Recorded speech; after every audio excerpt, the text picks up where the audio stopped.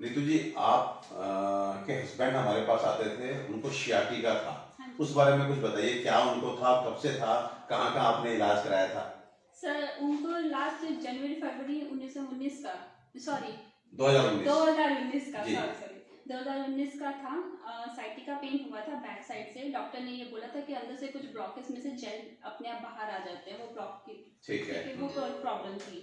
तो उन्होंने गंगाराम हॉस्पिटल में, साइनस और स्पाइनल इंजरीज में, मेदांता में, आर्यन हॉस्पिटल और भी ऐसे मतलब कि स्पाइनल के काफ़ी डॉक्टर्स को दिखाया। बट आप स्पाइनल इंजरी सेंटर पहुंच हाँ गए, जी बसंत बिल्कुल, कुंज, और क्योंकि हमें लग रहा था कि वो दिल्ली का बेस्ट वो है, हॉस्पिटल है हॉस्पिटल स्पाइन के लिए, है। नर्व्स के लिए। बिल्कुल। तो ओके। इसलिए हम वहाँ गए थे। तो बस ट्रीटमेंट यही था, ऑपरेशन या फिर इंजेक्शन। वो इंजेक्शन मंथली लगेगा और वो एक इंजेक्शन शायद 25,000 रुपीज़ का है। और उसके बाद उन्होंने कहा था मेडिसिन। ये 3 ट्रीटमेंट है, तीनों में से आप कोई भी चॉइस कर लो।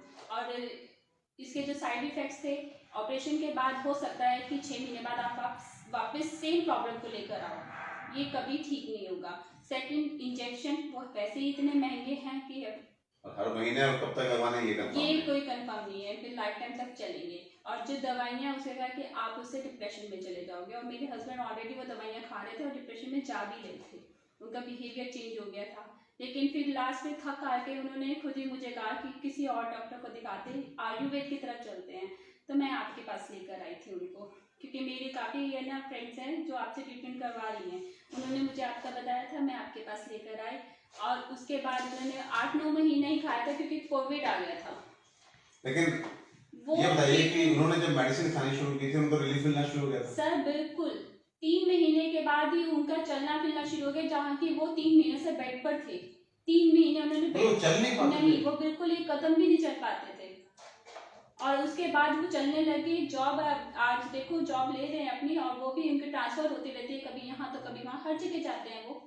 मतलब आप ये कह रहे हैं कि उनको जो भी, अब मेरे पास तो इसमें रिपोर्ट नहीं है, आपने जिक्र किया तो मैं ये वीडियो बनाने लगा। जी। आपने कहा कि उनको मतलब इतना शियाटिका, मतलब इतना स्ट्रॉन्ग था, इतना सीवियर था कि वो मूवमेंट नहीं कर पाते। एक पाँव भी नहीं चल पाते थे सर। उनका सिर्फ एक ही पोजीशन होती थी, लेटे रहना। और वो और ये कितने दिन तक ऐसा रहा? कितने दिन तक? ये 4-5 महीने रहा है। 3 महीने तो उन्होंने वो मेडिसिन, मेडिकल लीव देकर घर पर रहे हैं वो, क्योंकि वो चल ही नहीं सकते थे। तो वहाँ पर जॉब पे पहुँचना तो बहुत मुश्किल बात है।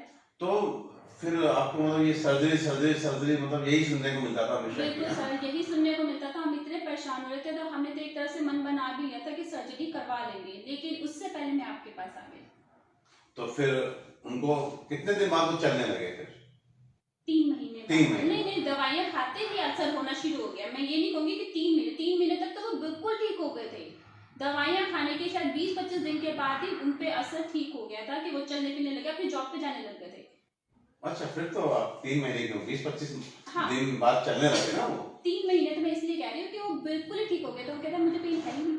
वो एक्सरसाइज करने लगे थे। आपने ये भी कहा था पहले दवाइयाँ खाओ, जब ठीक हो जाओ, जब तब आप एक्सरसाइज। एक्सरसाइज करने ओके लायक हो ओके जाओ, तब ओके। एक्सरसाइज भी करना। वो एक्सरसाइज भी करने लग गए थे। सो देखिए, फिर यहाँ पे एक नई बीमारी निकल के आई है, शियाटिका।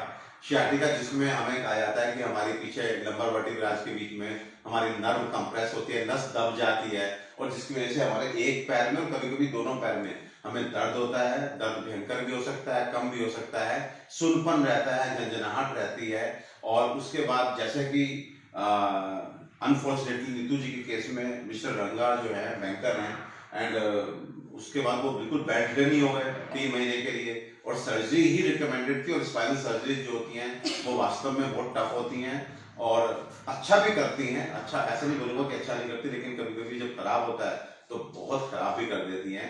तो ऐसे में आयुर्वेदिक मेडिसिन लेकर के अगर व्यक्ति 20-25 दिन में चलना शुरू कर दे और 3 महीने में वो पेन ठीक हो जाए, तो कहीं ना कहीं एक तरफ स्पाइनल सर्जरी और एक तरफ सिंपल आयुर्वेदिक मेडिसिन। सर तो एक चीज और बोलूंगी, बिल्कुल। सर्जरी कभी भी अच्छी नहीं होती। जहाँ पर बॉडी को कोई पार्ट काटना पड़ जाए, जो चीर फाड़ करना पड़ जाए, कट भी आ जाए बॉडी में, वो ठीक कैसे, आप कैसे उसको ठीक कह सकते हो?